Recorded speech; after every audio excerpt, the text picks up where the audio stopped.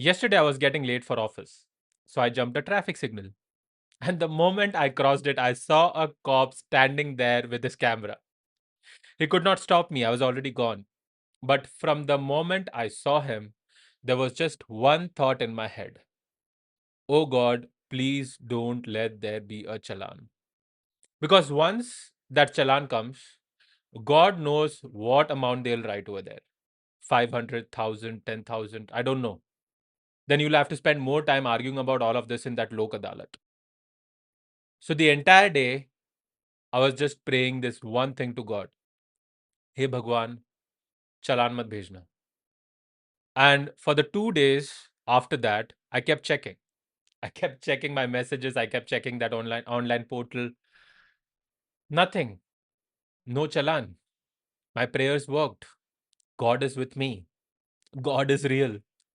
Thank you so much for listening. That was it. Goodbye. I'm kidding. I'm just joking. I need you. Please, please stay here. Okay. Now keep that story in your mind because I want to tell you another one. It's October 1930, Lahore Central Jail. A man is sitting inside a prison cell, writing an essay. Not a page, not 2 pages, nearly 6,000 words. He finishes writing it on the 6th of October, and on the 7th of October, he's sentenced to death by hanging.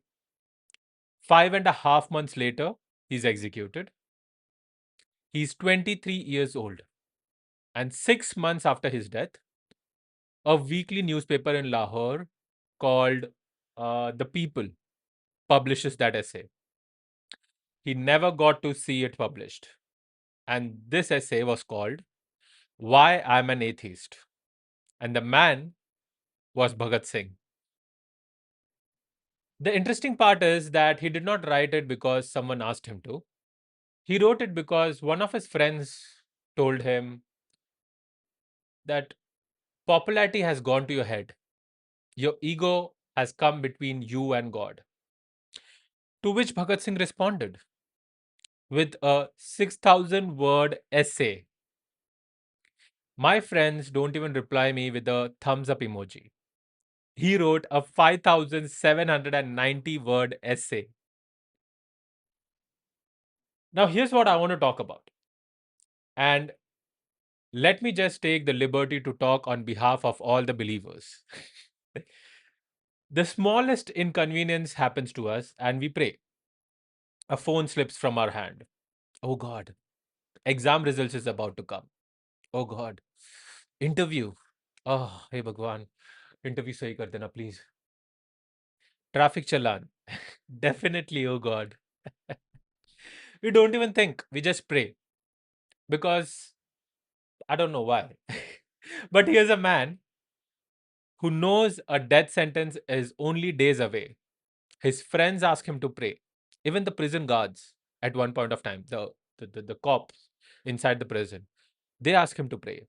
But he refuses. And he writes, I quote, like these are his words in that essay. He says, I know in the present circumstances, my faith in God would have made my life easier, my burden lighter, and my disbelief in Him has turned all the circumstances too dry, and the situation may assume too harsh a shape. A little bit of mysticism can make it poetical, but I don't want the help of any intoxication to meet my fate. I'm a realist. And he also writes to stand up on one's own legs amid storms and hurricanes is not a child's play. Now, let's talk about me again. I don't only pray when something bad happens to me, I pray when I want something. There's literally a document in my computer, by the way, and that document has 3 lines. And those 3 lines are help me create things that I'm proud of, help my work reach the right people, and help me become better every day. Now, who am I asking this help from? God. Every single time I upload a video, I immediately check the views, the likes, the shares. And if they aren't there within the first hour, I start praying. Hey भगवान बस ये वाला video सही कर दे यार. ये वाला video please. But to be honest, I also pray when something good happens to me. Let me think. What was the last thing that was good that had happened to me? I am not able to recollect anything. But hey, you know what? No news is good news. So thank God for that. I think I believe in God for two reasons. The first, because it helps me cope. Bad news becomes a little less bad.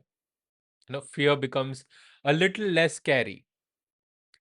And the second, because there is this voice in my head. There's this voice in my head that says, what goes around comes back around. Good, bad, whatever you do. Somewhere, someone is keeping a score of all of this. If I had to actually rewrite that quote, I'd say, what goes around, God brings it back around, good or bad. Now, here's the interesting part. Bhagat Singh was willing to sacrifice his life for his country. That was just one part of his life. There was another part of his life, another struggle that he was going through, which was he was trying to live honestly as an atheist. And here I am, trying to keep a job alive, trying to keep this podcast alive, trying to keep my sanity alive. And there's already enough going on inside my head. So let me tell you what God is, according to me. Is this God divided by religion? No. Is this God omnipotent, omnipresent? Maybe, maybe not. I honestly don't know. I just believe that there is something outside of me, something that I can place my faith in because it makes my life a little bit less miserable, if I have to put it that way. Or if I have to say it, it makes my life little easier to carry. And I choose to call that God. Some call it universe, some call it nature, whatever. Towards the end of the essay, Bhagat Singh writes, for selfish motives, I'm not going to pray. Readers and friends, is this vanity? If it is, I stand for it. And if you ask me, I'm nowhere close. I pray to God at the drop of a hat. You already saw it. So, listeners and friends, does that make me a coward or a human? Whatever it is, I stand by it. Tell me what you think and tell me if I am wrong because my name is Pratik and this is I Could Be Wrong. I'll see you in the next one.